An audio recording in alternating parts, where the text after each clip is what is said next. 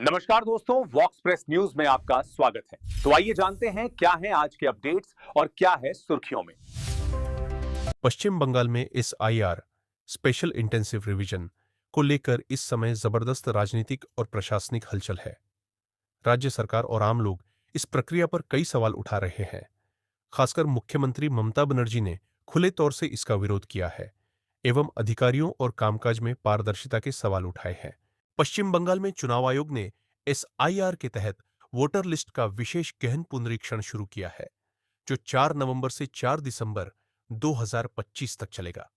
मुख्यमंत्री ममता बनर्जी इस प्रक्रिया के विरोध में व्यापक मार्च का नेतृत्व कर रही है। उनका वादा है कि जब तक पूरे बंगाल के लोग यह फॉर्म नहीं भरेंगे, वे भी अपना एसआईआर फॉर्म नहीं भरेंगी। ममता बनर्जी का कहना है कि आयोग की इस प्रक्रिया से न सिर्फ अधिकारियों पर दबाव पड़ रहा है, बल्कि आम लोग भी चिंतित हैं। राज्य में एसआईआर के दौरान अब तक कई बीएलओ, बूथ लेवल ऑफिसर की अत्यधिक दबाव के कारण मौतें हो चुकी हैं, जिससे प्रशासन और लोगों के बीच तनाव बढ़ गया है।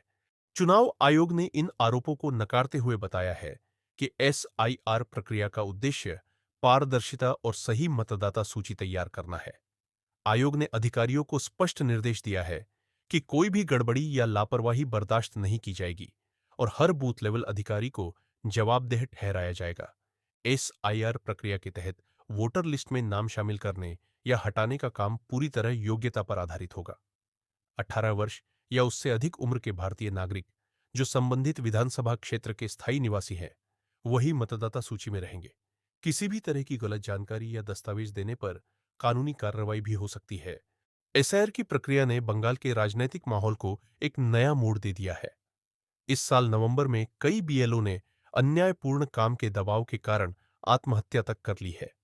बीएलओस का कहना है कि उन्हें रात दिन आदेश मिल रहे हैं, अचानक डिजिटल फॉर्म भरने की डेडलाइन दी जा रही है और काम का बोझ इतना बड़ा है कि बीमार पड़ना आम हो गया है। अभी तक करीब 28 लोगों की मौत की खबरें आ चुकी हैं, जिनमें गंभीर मानसिक तनाव और एसआईआर प्रक्रिया का डर अहम कारण माना जा रहा है। ममता बनर्जी ने चुनाव आयोग पर सीधा हमला बोला और ट्वीट कर कहा, यह प्रक्रिया पूरी तरह अमानवीय है। आयोग को अपना जमीर जगाना चाहिए और इसे तुरंत रोकना चाहिए। शिक्षा विभाग, सरकारी कर्मचारी यूनियन और कई बीएलओ ने खुलकर मांग की है कि या तो समय सीमा बढ़ाई जाए या फिर इन्हें अन्य अतिरिक्त कार्यों से मुक्त किया जाए। सार को लेकर राज्य में राजनीति भी गर्मा गई है। बीजेपी के नेता इस प्रक्रिया का समर्थन करते हैं और इसे वोटर लिस्ट को पारदर्शी और दुरुस्त करने का तरीका बताते हैं। वहीं टीएमसी और अन्य विपक्षी दल इसे मतदाता सूची में छेड़छाड़ और निशाना साधी गई कार्रवाई बता रहे हैं। ममता बनर्जी और उनकी पार्टी टीएमसी के मुताबिक ये पूरी प्रक्रिया असली वोटर्स के नाम काटने और खास समुदायों को टारगेट करने की एक साजिश है। वहीं बीजेपी इस प्रक्रिया को सही और आवश्यक करार दे रही है। उनका तर्क है कि इससे फर्जी वोटर हटेंगे और लोकतंत्र मजबूत होगा।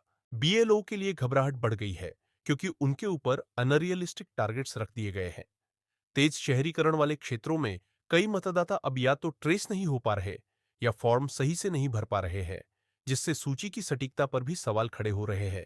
राजनीतिक घमासान के बीच आम नागरिक परेशान है। कई क्षेत्रों में फॉर्म भरने में गड़बड़ियां, शहरी इलाकों में अनट्रेसेबल वोटर और आवश्यक दस्तावेजों की कमी ने लोगों की समस्या और बढ़ा दी है। निर्वाचन आयोग की टीम खुद बंगाल पहुंच रही है ताकि पूरा मामला जल्द निपटाया जाए। फिलहाल एसआईआर को लेकर बंगाल में राजनीतिक और सामाजिक हलचल जारी है। आम जनता यह उम्मीद कर रही है कि जल्द ही कोई समाधान निकलेगा ताकि सही मतदाताओं को उनका अधिकार सुरक्षित मिल सके और बीएलओएस को भी राहत मिले। राजनीतिक दल इस मुद्दे पर अपनी अपनी बात रख रहे हैं, लेकिन असली सवाल यह है, क्या मतदाता सूची को निष्पक्ष, पारदर्शी और समावेशी बनाया जा सकता है? क्या आम जनता इस प्रक्रिया का हिस्सा बनकर अपने लोकतांत्रिक अधिकारों की रक्षा कर पाएगी? आने वाले दिनों में बंगाल की जनता, बीएलओ अधिकारी और पूरा प्रशासन मिलकर इस चुनौती का सामना कैसे करेगा, यह देखना बेहद दिलचस्प रहेगा।